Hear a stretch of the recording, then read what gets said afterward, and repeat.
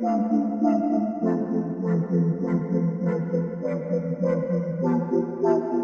into the Film Guy Network. It's football season, which means I've got a film study for you.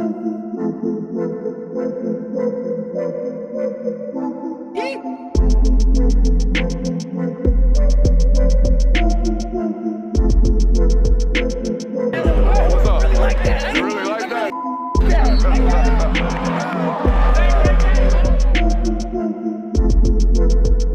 Let's shut up and grind some tape. What is up, ladies and gentlemen? Welcome in to the Film Guy Network on a fabulous Wednesday afternoon here inside the studio. There is a massive football game this weekend out there in Lubbock, Texas, but between two top 10 ranked Big 12 teams out there in Texas Tech and BYU. Figured we'd give it a film preview. A lot of people on the YouTube space do the regular upload preview, right? Where they just give you a bunch of stats, give you a bunch of takes, give you a bunch of opinions. We're going to give you a bunch of football today. If you're new to the network, I am Brooks Austin. I am the film guy, as I so have named myself around here. We like to get up on that board that we're going to show you here in a second and actually talk a lot of football. All right, so you're going to learn a lot today, and those are the couple rules around here that we have. If you learned anything about the game of football today, you must subscribe. If you learned anything about your favorite football team today, you must subscribe. If you have any fun at all today, you must subscribe. I'm excited to do this. We haven't done much Big 12 film footage on the show this year. I'm excited to get after and introduce what we do around here to you guys in the masses. So you guys out there in Big 12 country, hope this one found you well. Let's get after it. Let's shut up and let's grind the tape. No need for a massive intro today. Jonathan got way too much tape to watch. We're going to go into a real deep preview, all right? We've got offenses to watch from both of these units, and we're going to watch Texas Tech's defense today. So we got 3 personnel groups, 3 units to watch with you guys today. We're a big down distance formation and personnel program around here. That's where we start. That's how we try to identify what the hell's going on. What is the down and distance? What is the formation? What is the personnel? Let's talk personnel here with Texas Tech's defense to start the football game. We talked about it last night on our live show. Yes, we are live, 8 o'clock to 10 o'clock, Monday through Thursday here on the network and on Sundays after games. Nonetheless, they are a big personnel football team on the defensive side of the football. Hey, normally when we turn on tape, Jonathan, that's a nickel down there, right? That's another defensive back. Most people playing 5 defensive backs in college football and in pro football. That's why we call that nickel, all right? If we have 6 on the field, we call it dime. Don't ask me why. That does not mean there's 10. It's just one more than a nickel because football's stupid. But here we go. We got base personnel. They got 3 linebackers on the field, Jonathan. They don't play a lot of DBs. Now, that's going to tell me a couple of things. One, they're going to be really, really good against the run or should be good against the run and extension of the run game. Linebackers much better at defeating blocks than defensive backs, right? But they're also going to play a lot of zone coverage. They're not going to ask those linebackers to play man-to-man with wide receivers, are they? We wouldn't do that. That's bad business, right? So we're going to get a lot of zone coverage, going to be good against the run, good against the extension of the run game, but they lack team speed, right, Jonathan? They have exchanged a big body, a 235-pounder, for what most people play, a 205-pounder out there, okay? So just from a personnel standpoint, good thing to point out right there, they are a much bigger football team. They're playing base personnel versus 11 personnel from K-State right here. And again, you see a lot of zone coverage. That guy's not going to be responsible for turning and running with wide receivers. He is going to be responsible for, getting into hook curl windows and making throws tough and difficult, okay? They forced an interception here, first play of the football game. That's the other thing about them. Will you check their HAVOC stats for me, Jonathan? I think they're a really good turnover margin football team. I think they turn teams over at a high rate, and I think they get after the quarterback at a high rate as well. It's a really bad throw by the K-State quarterback right here, Johnson. What's his first name? Avery. I wanted to call him Kelly for some reason. They're second in the country in turnovers forced. If you're new to the network, that kind of stuff happens often around here. I'll see something on film. I'll ask Jonathan, does the stat back it up? Stat backs it up quite often. Just way late to that throw. Can't be doing that as a quarterback. All right. Now, I want y'all to notice what's happening right here, okay? They've got 5 to the field, Jonathan. They got 4 threats up here, right? The tight end and 3 wide receivers, and they're going to motion the back that way. That means all 5 threats are to the left of the formation, right? And they're going to work a tight end pop pass back into all of this grass over here, okay? It's a nice design beater off of their concepts and their principles, okay? When we go empty right here and the corner has no threats, he's going to automatic trigger, right? Do we see that? He adds into the pressure, as does 9. There's no one left over here on this entire side of the field. K-State doing what we call formation into the boundary, right? Really finicky or really messing with the formation counts and the number of threats on one side of the formation to start the football game, and really trying to get get to grass early on with formation and alignment. Okay, so I'm showing you this because I really appreciate when I watch coaches make adjustments on the fly. That's a massive gasher, right, Jonathan? They get hit with a big one right there. Okay, a few plays later, I thought K-State got him a couple of times with formational work. This is another example of that, all right? We're going to motion the wide receiver over again, and now guess what we got, guys? We got the same thing. We've got 5 threats on one side of the field. We're going to bring the jet over here. We already have a tight end and a running back and a wide receiver. Everything, and we're tackle over. Everything is to that left side of the field, and as a defense, we're going to do the same thing. We're going to trigger the corner. And now we're going to be short-sighted on this side of our picture down here, aren't we? Okay? And that's exactly what K-State is working towards with quarterback run. And now we get smacked with a massive explosive, and we're down 7-0 on the road. Not good, right, Jonathan? Not good at all situationally as a defense. And we got schemed up. First 7 plays, 2 of them are big-time chunk plays, them messing with formations. All right, let's see how as a defense, let's see if we can find some answers to that, right? If you're a BYU fan watching this today, they will throw a lot of exotics at you. Okay, they will throw a lot of exotics at you. But let's talk personnel. Let's talk general football here, okay?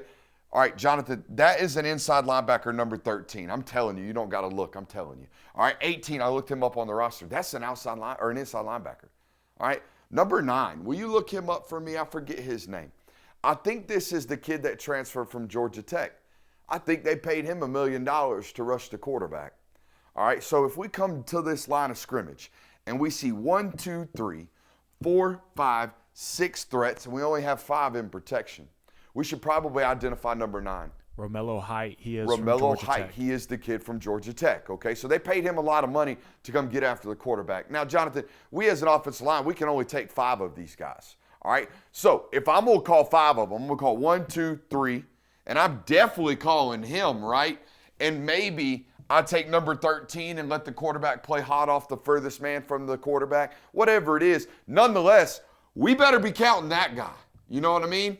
And K-State loses to this several times over in this football game, and it makes me wonder, what are we doing? Like, all right, what is our prep? Okay, now at this point, we're definitely calling 13. Let's call 13, 9, the down, and 31, who is their twitchy edge rusher. Instead, they let the quarterback try to play hot off number 9. They call the 5 downs, and they get beat by it. Just future reference, BYU, Bear Bachmeier. All right, if number 9's floating around in the box, he's ours. We're going to count him in the protection. I would bet they didn't pay him $1 million to drop into a hook curl, wouldn't you, Jonathan? All right, so let's be a little bit aware of where number 9 is in our pass rushing situations.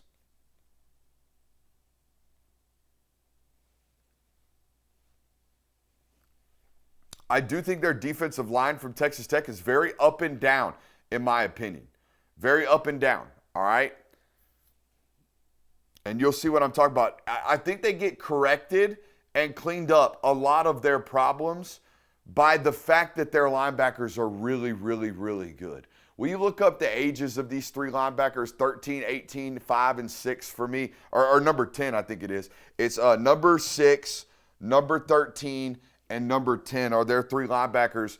And these guys have been playing, it looks to me, a lot of football. They're very physical. They're very smart. They make a lot of these errors get cleaned up like this, for example. This nose tackle is going to get knocked off his block majorly. And the number 10 just filling gaps for him, making everything whole. What do you got for me? 6 is a redshirt sophomore. Okay. 13 is a redshirt junior. 10 is a redshirt senior. So nobody on the field at the linebacker position that hasn't been there longer than or less than 3 years right now for them.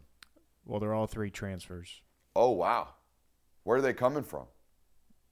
I take that back. Number 6 is not a transfer. Number 6 is not a transfer. The other guys are? You got one from – where's this? I felt like K-State found a lot of grass, though, early on in this football game. A lot of grass. If you see this from the end zone clip, you should think this should score. Big-time tackle from the safety over here. Sorry, number 10 is the only transfer. He came from Virginia. Okay. And I think he's their best player, arguably. They schemed him up pretty good now. Did K-State early in this football game. Felt like they got to a lot of grass in this one. And to be honest with you, I felt like they left grass on tape. I felt like there were opportunities for this football team that they did not really capitalize on, like this one right here. If we're running stretch, all right, stretch, in my opinion, is an off-tackle play before it is forced to cut back. We are press, and ideally, we're going to run straight on an angle right to the door. Now, if somebody overflows, right, or if there's a great seal block, we might stick our foot in the ground and get north or south. But ideally, we get on that aiming point, we stay on that aiming point, and we run through that aiming point until we score. Look at the aiming point right here. Guys, my job is to put you one-on-one with the safety. You might think this is pretty back here. You might think this is in a freeze frame, this is really, really pretty. But what can you not see right now? What you can't see is that guard is putting his butt to the hole over here, meaning what? He's out-leveraged on this side of the play. So if we try to cut over here, number 2 is going to do what number 2 should do, which is stop and get himself back into the play, okay?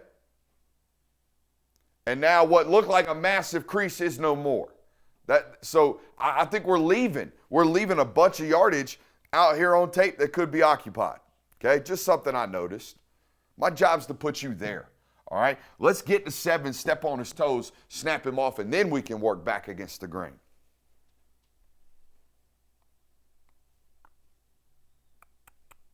I think number 2, the defensive tackle, is the definition of a flash player. I have found this a lot with defensive linemen. There are some defensive linemen like J.J. Watt that play like their hair is on fire for 80 snaps. There are some defensive linemen that are very selective with when they're going to take over the football game, like Jalen Carter. Jalen Carter is very prone to taking snaps off. There's no doubt about it. We've watched it for years on this network. I think number 2 is this. I think number 2 is TFL -4. We just showed you a clip of him getting rolled on counter 4 yards, didn't we? Okay, so I think there is very much so this up and down level of play for him. When you're playing against this guy, we got to win, or we can't let him absolutely crush us when he wins, because he's going to win. It's a 9-yard gain by the quarterback here. By the way, Bear Bachmeier is going to be the star of this study, I think, the quarterback from BYU. I was telling Jonathan more and more, the more I watched, the more I fell in love with him. All right, here's what I love about coaching adjustments, right, Jonathan? They got killed with formational work earlier, right? And what were they doing? They were firing that corner, weren't they? And K-State was working stuff back against the grain with all that formational alignment and malfunction, right? All right, so here's what Texas Tech does just a few plays later. They do the same thing. We got 5 to the field, don't we? We got 1, 2, 3, 4, and 5. Same thing they got murdered with to start the football game. Now look, they're still firing the corner, but look what the edge rusher's doing, Jonathan. Now the edge rusher's sagging off. And why would he be doing that? Well, because they've adjusted. It's an adjustment midway through the game. And guess what? It only took 20 snaps, right? It only took 2 series for them to start making subtle adjustments. We love to see that around this network, okay? We love to see that around this network.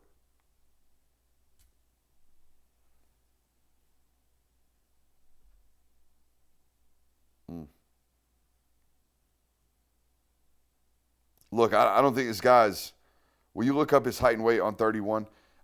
he's got to be 235 pounds. Okay, I don't think he's huge. He is their twitchy pass rusher, all right? He's their guy that's going to get upfield and get upfield now. We got to be aware of it, all right? But he beats us with speed. I think we're going to lose to 9 again here because we didn't count him in the count. 6'3", 250. 250? He getting home for 250. He quick and twitchy for 250, all right? I even if he doesn't get home as quickly as he does, I think 9 gets home. I think 9's going to end up beating us because we're not counting him in the progression or in the count, I don't think. All right, let's flip over to Texas Tech's offensive side of the football, or should we watch BYU first and then come back to Texas Tech's offense? What say you? Let's stick with Texas Tech. All right, let's stick with Texas Tech. Hey, we'll take a quick minute to give a shout out to our friends over at Sleeper. What a great time to be here on this network this year, but also a great time to be with our friends over at Sleeper. Go over to Sleeper today, the #1 place for daily fantasy and prop plays. Sleeper Picks is a real money product that connects friends over picks. Choose 2 to 8 of your favorite players from pregame, live, or even across different sports. Pick more than or less than the predicted stats. It's that simple. On Sleeper, you can get up to 100x payouts, share with your friends, and get rewarded today. Use promo code Brooks, as you see on the screen, on Sleeper and get 100% deposit match up to $100. Again, that's sleeper.com/promo/Brooks. Terms and conditions apply. Boys, as you know, we're about 28 minutes at the time of this ad read from the kickoff of NFL Sunday. So go ahead, run over to Sleeper right now. I'll give you permission to leave the stream actively. Go over to Sleeper, get a play in right quick, and get paid. We appreciate those folks over there at Sleeper. Again, that's promo code Brooks over there on Sleeper. All right, hey, this offensive coordinator, Jonathan, I think he was coaching high school football less than 5 years ago. So offensive coordinator in high school football less than 5 years ago. Will you look that up for me? Very fast. They do a lot of fun stuff. The back is really, really elite. Number 7, the tight end, needs to be accounted for at all times, especially needs to be tackled when he catches the football. And number 1's a problem. All right, those are my main takeaways going into this tape, okay? And here's what I'm talking about. Off rip, they start in empty, right? And when we do this, come back to crib motion is what we call this, crib. All right, start out there and come back to the crib, all right? When we do this crib motion 9 times out of 10, all we're trying to do is figure out whether or not you're in man or in zone.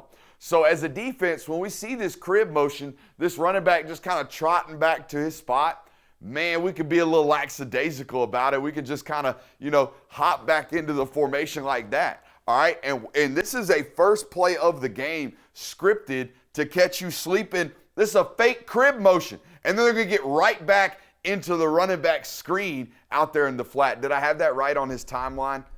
He was coaching high school football in 2017. Okay, so about 8 years ago.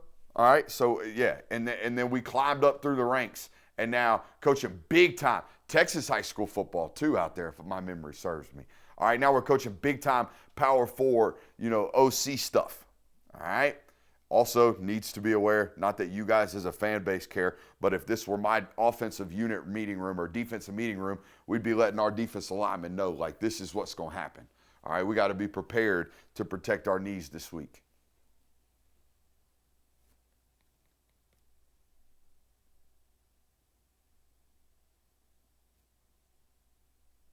All right.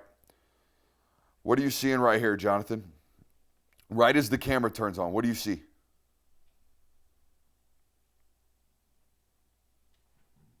This is why the only reason I ask this is because if you don't pay close attention on all 22, you never really get the full vibe of how fast they're playing.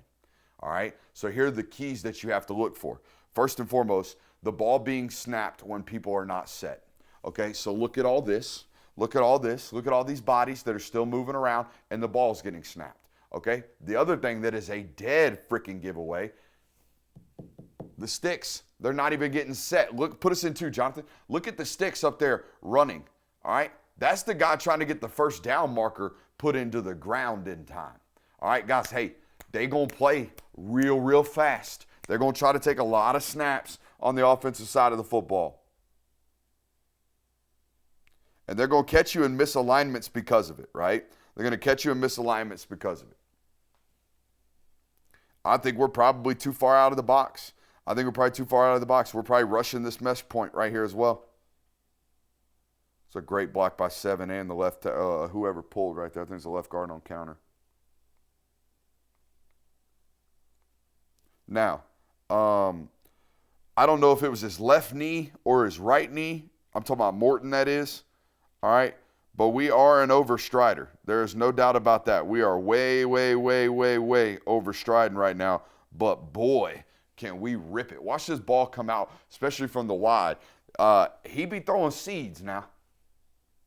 I think both these quarterbacks throw really, really firm footballs.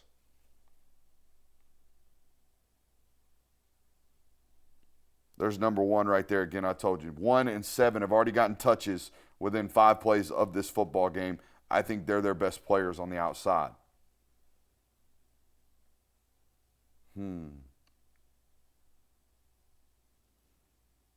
Should be noted, but it doesn't really matter because they're at home, but this is future reference about Texas Tech. A lot of pre-snap penalties in this football game on the road. And if I remember, didn't they have a bunch of penalties to start that football game against Utah before they ultimately opened up a can? All right, so just something to note.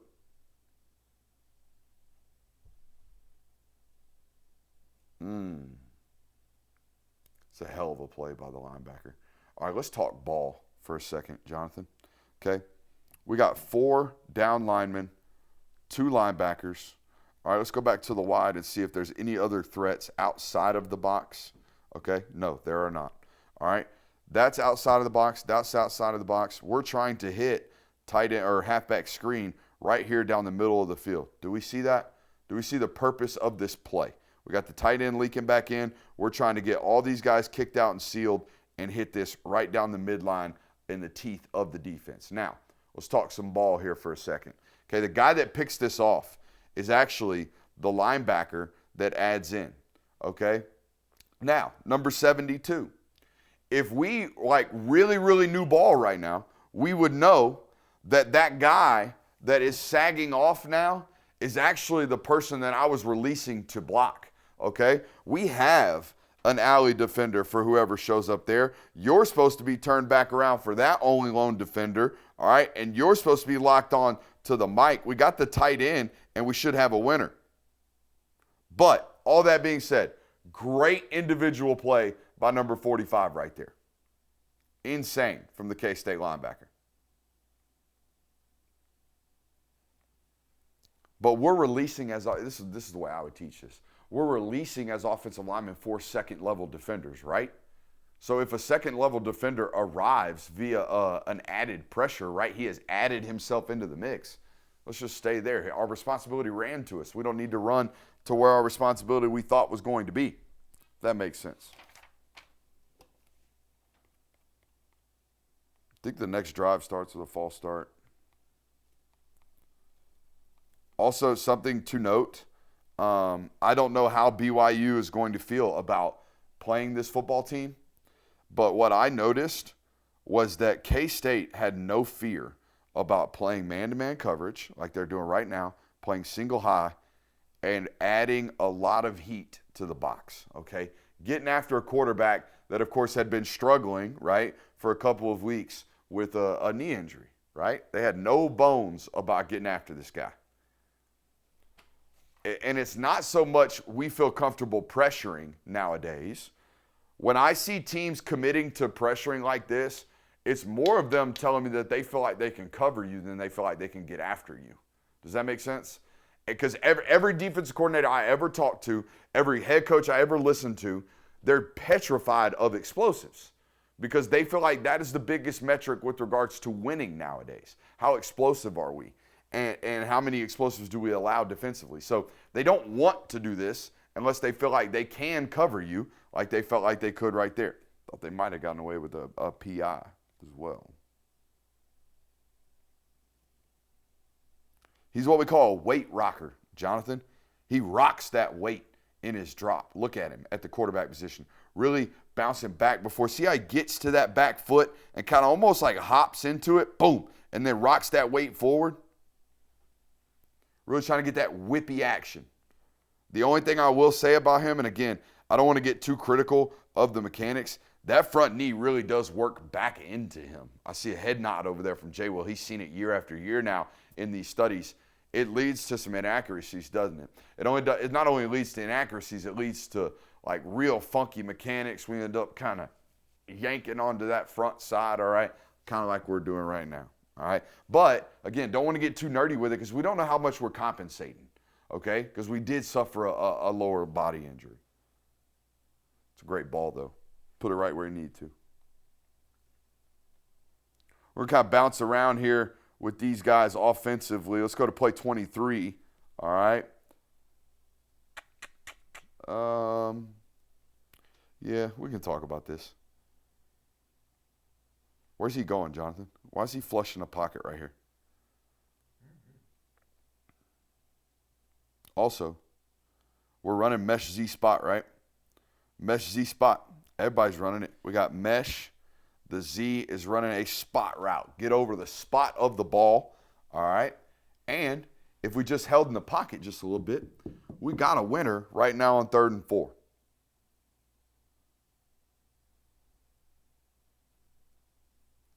He's going this way when our answer is about to arrive right here. If we just held that ball just a second longer and trusted our offensive line inside the pocket. It's a multi-year starter that, took a couple weeks off. He was a little rusty in this football game, I felt. But you talking about a running back core right now that is doing a damn good job of taking care of the +1. All right, the very first defender, that's not who it's supposed to be. It's supposed to be the +1 in every design run of history. Every coordinator that's ever called a run expects the running back to be put one-on-one with the safety. That is the +1 that we do not account for and we do not get blocked as an offensive line, okay?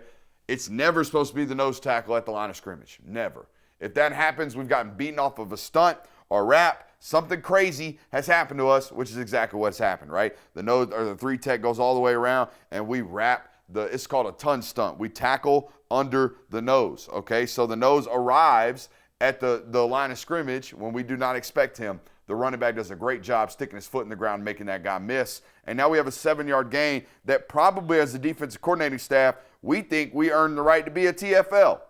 But the back has made us great, okay? I think it's the number 1 short yardage play in college football right now.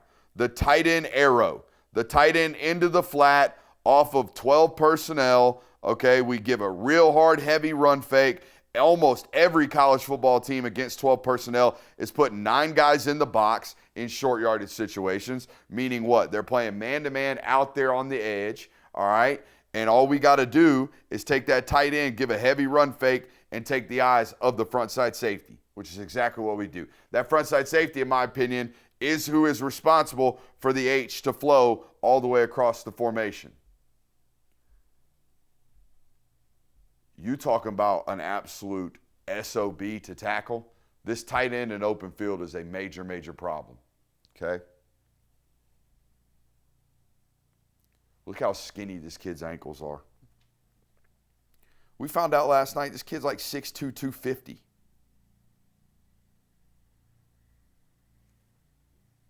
So he's like the height of a tall running back, and he's 250 pounds. I like both backs. I really like the Williams kid, but I don't think this number 8 is very bad either. I mean, look at these cuts that he's throwing out here, man. That one right there, to get back north and south in the crease, right here, so many kids are just going to run through the face of that. He is going to set this up and actually work back into the crease of the defense while defeating an arm tackle. Come on now. All right, we're going all the way to play 53. And I want y'all to know that I was not like overly impressed with this football team. They scored 12 points in the first half. I think they scored 42 in this football game. I think a lot of it came late with like special teams and defensive turnovers. Again, some of the stuff you can't see when you go through this all 22 footage. But they didn't play their cleanest game, and they scored 40 plus. You know what I mean? Like, we're throwing picks out here. Or basic, almost. I think I actually get this caught off the ricochet. It wasn't the cleanest. I thought K-State had a really, really good plan offensively. I thought defensively they gave them some problems early. All right? But Texas Tech's just a really, really well-rounded football team. I don't think they do any one thing bad. And this was the ultimate, difference maker in this ball game. I thought the running back, number 20, last name Williams, I think, freak. Absolute freak. How many times should he have been tackled on this clip, man?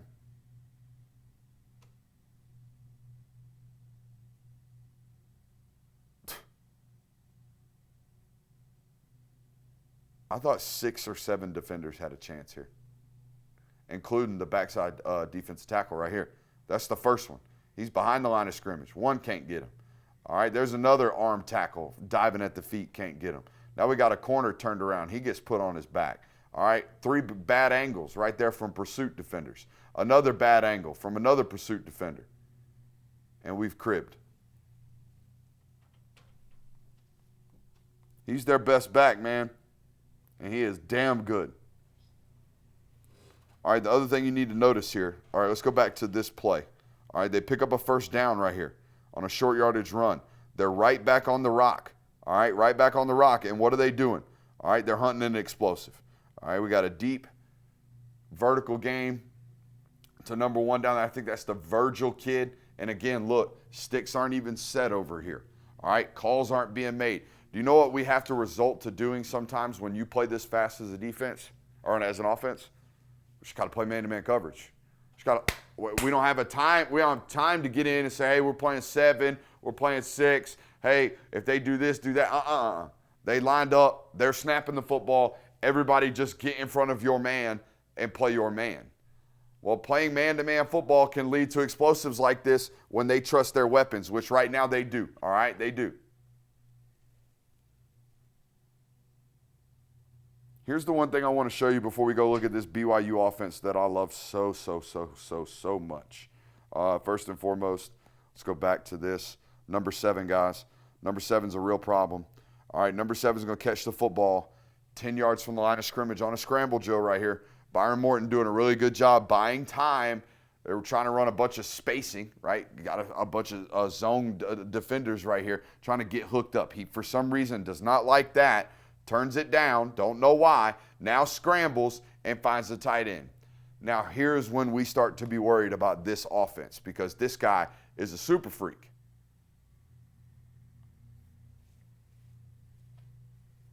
Again, don't know why we turned it down in the first place, but great, we get to it on a scramble, and he's just putting guys, I mean, he makes 2 guys hit each other right there, and then we absolutely just, come on, get you some, 18. But let me ask you, Jonathan, have you ever seen a drop like this? Now, I know you don't watch as much quarterback tape as I sit in here and nerd out on, but this looks to me like we are not very healthy right now, okay? I don't know which foot we're avoiding, but we're avoiding one of them. You ever seen the hop drop? I ain't never seen the hop drop. This looked to me like our right ankle hurts, is what it looked to me. I don't know where the knee brace is because he's got black leggings on. I can't quite tell. But that to me does not look like standard 3-step quick game footwork. All right? It's the only thing I wanted to point out. Now, again, I think they're the most well-rounded team in this conference. All right? They're elite. I think they're really, really good from top to bottom. I don't know of a singular solitary football player, though, that I point to and say, that's their dude, other than maybe number 7. Now, this BYU offense that we're about to watch, their dude is no question. It is number 47, Bear Bachmeier, the freshman quarterback, and I'm excited to show you. We got 8%. We'll see if we can kick it. Hey folks, want to take a quick moment to give a shout out to our friends over at Ridge. You guys know me, whether it be due to my busy habits and daily schedules, or whether it be to my ADD brain forgetting to plug my phone in at night. I need to constantly have assistance with regards to keeping my phone alive. Ridge does a great job with their power bank. Not only that, got an elite kickstand right there for you guys that like to watch videos or maybe have your phone sitting and chilling throughout the day on your desk like I do. Not only that, that power bank is absolute money, as are these sleek wallets that they have available over there on Ridge. Ridge.com/Brooks10. Again, Ridge.com. Promo code Brooks10 will get you 10% off your first purchase over there at Ridge.com. We appreciate those guys for not only keeping this phone alive, but supporting this network as well. Ridge.com, promo code Brooks10. All right, let's take a look at it. First and foremost, let's talk personnel. They're a very, very, very, very big football team, okay? This wide receiver is 6'4", 215 pounds. The quarterback is 6'2.5", 235 pounds is what he's listed at. I guarantee you he's 246 if I made him get on a scale. The running back, 230 pounds, 6'2". The tight end right here, redshirt senior, 6'4", 250 pounds, okay? Let's talk offensive line, 6'8", 340 pounds, 6'6.5", 330 pounds, all 6'5", 320 pounds. Do we all get it? They're a big unit, all right? They're a really, really big unit. And their quarterback, ladies and gentlemen, can rip. I was unaware of this. I'm not going to lie. Been watching it a lot on the TV copy. Yes, sir. I'm glad I got it today. I'm glad I got that look over there from Jonathan. Yeah, that's the way I looked at it or when I saw it on tape last night. Wow, ball jumps, okay? Ball absolutely jumps on this kid, and it is sudden, man. We get this thing out quickly in that 47 jersey. Skoo. Yeah, buddy. Yeah, buddy.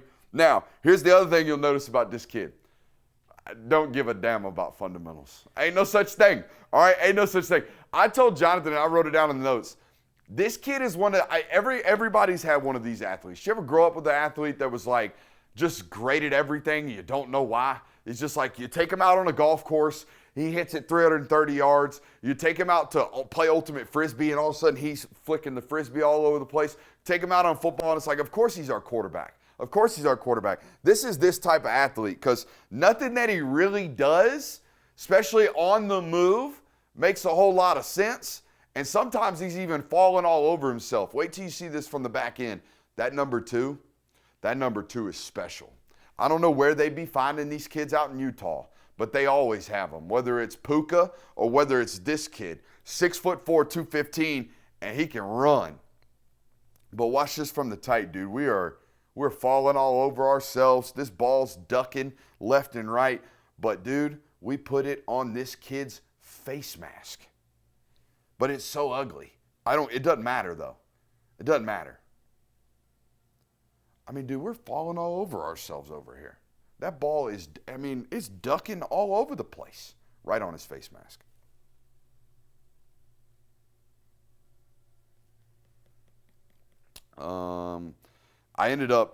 They struggled to run the football against Iowa State, and it's because of Big Citrus. And I'm not going to sit here and act like Texas Tech can turn around and have the same exact success because they don't have Big Citrus. So we're not going to sit here and watch too much run game. And I was just too fascinated with the quarterback. So forgive me on that. All right? But the kid can absolutely rip it. The kid can absolutely rip it. Moving left, settles, chunked.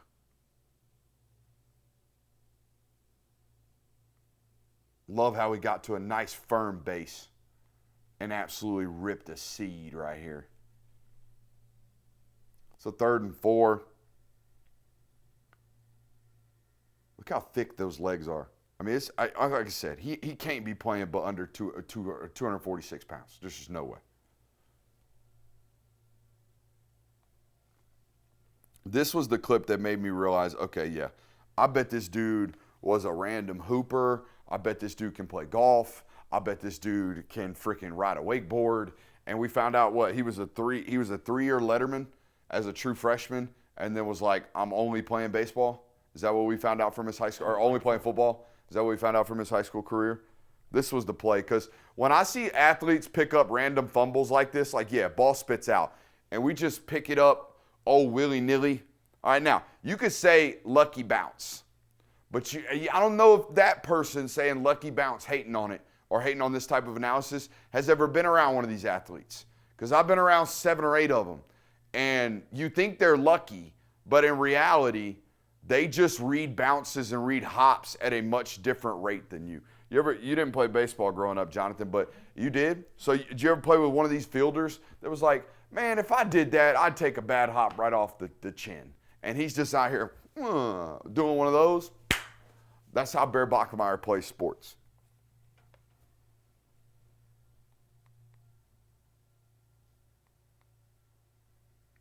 This just says thick kid that is tough. Okay? Thick kid that is really, really, really tough. You take hits like this, bam, all right? And just keep bouncing. Just keep on ticking.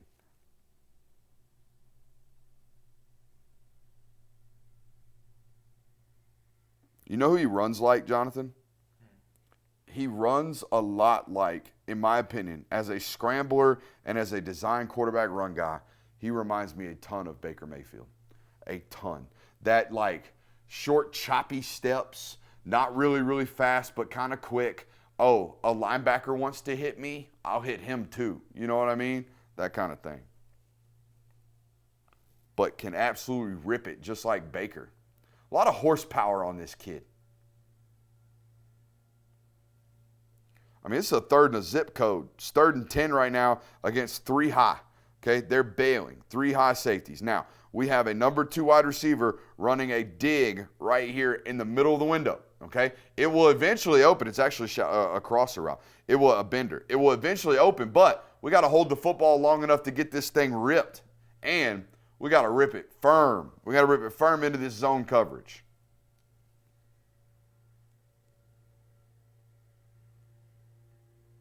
Yes, sir. Yes, sir.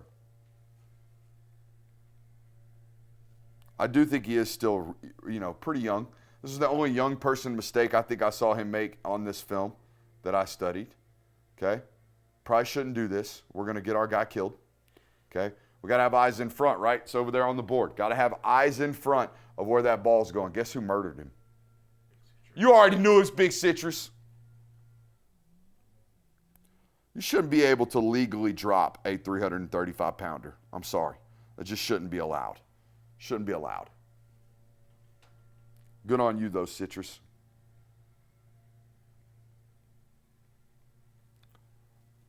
Play a lot of zone coverage out there at Iowa State, Jonathan, as does Texas Tech, right? Got some off-zone coverage. Got a safety that's inevitably either going to sink into the flat or have deep half. Those are the 1 or 2 things that he is going to do. So what are we going to do? We're going to roll the quarterback and throw a nice little out route right here against the leverage of the corner. I love the concept right here. All right, boom. We're going to set left, okay? All these eyes and all these bodies working left, Jonathan? Now we already have good rollout protection numbers right here on the front side of this concept. And boom, we chunk another rip.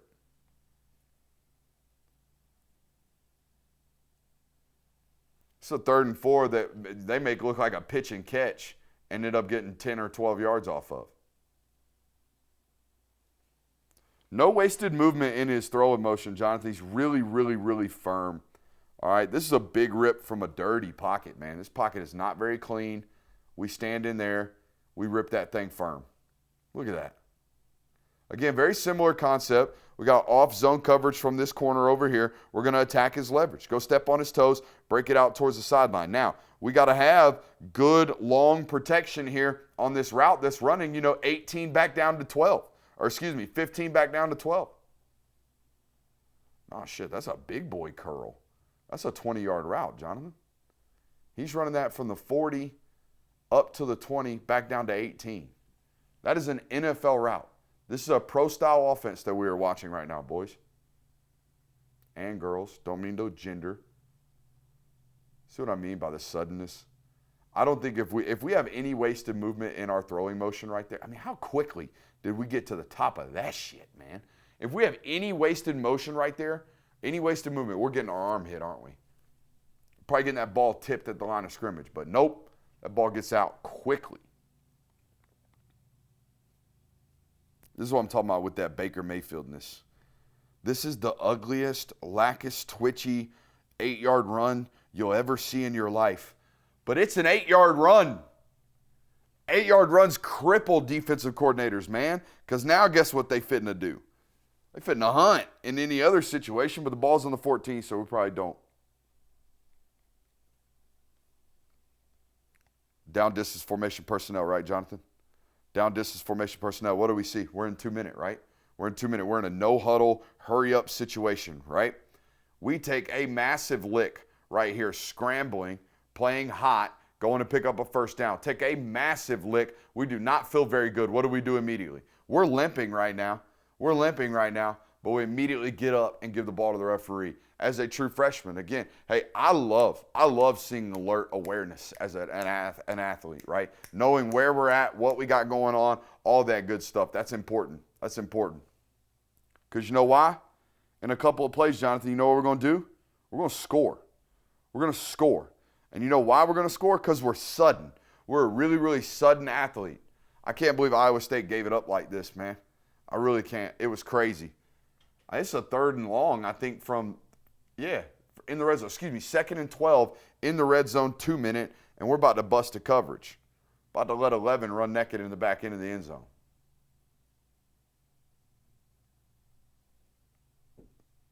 But we're working over here first in our primary, right? And then when we get back over here, we're ready to strike. You know why, Jonathan? Why are we so ready to strike? Not only because we're sudden. We talk a lot on this network about tying our feet to our eyes, all right, at the quarterback position, making sure that our feet and our eyes are tied together as we work through our progression. A lot of kids will move their eyes back over here. Do you see him bring his feet with him? They won't bring their feet with them. Why is that important? Because we can't throw that football if our feet are way over here where they were when we were in our first read in our progression. And then as our eyes click over, if our feet don't, we're late, and then we're going to make an errant throw or not be ready to make that throw. And that throw needs to be made right now because we're in the red zone, and that throw is going to be made right now because Bear Bachmeier has tied his feet to his eyes, okay? It's a great rip. And, by the way, had just enough arc on it to get it over that defender's overstretched arm.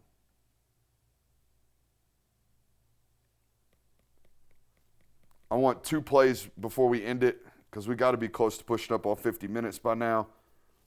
The arm on this kid is so ridiculously firm, okay? So ridiculously firm. I can't tell you how many times. What you don't notice right now is that this ball gets tipped at the line of scrimmage, okay? But he throws such a firm football. That ball got tipped that it doesn't ultimately matter, okay? He can throw it through a lot of this stuff. We see this with Gunnar Stockton when we study him a lot. Very, very physical, horsepower-ridden footballs. That's what Bear Bachmeier's got, okay? And you know who I really, really like? I really, really like number 2, okay? Jace, is that his name, Jonathan? I think his name's Chase, okay? Chase Roberts is a baller. I really like this football player out here, numero dos, okay? Numero dos. Big-time ex-receiver for them, and he's a big winner, man. He's a big winner. Big-bodied, all right, doesn't care about contact, can play through the catch point. I mean, he's a playmaker, man. Absolute playmaker. Oh, and I forgot this play of his. Look at this, guys. And remember, when I show you this kid's 6'4", 215 pounds. Look at this change of direction and yards after catch from this kid from BYU, man. I ain't know Mormons was out here sliding like this. I can't lie, number 2. Break one. Beat a corner's angle. Go pick up 20. 6'4", 215, Jonathan. What'd you think of Bear? I like him. I like him too. I like him a lot. I'm excited to watch him as he continues to go throughout his career. Hey, hope you guys liked it. Make sure you hit that thumbs up button on your way out. Love you. Bye. Shout out Big 12 country.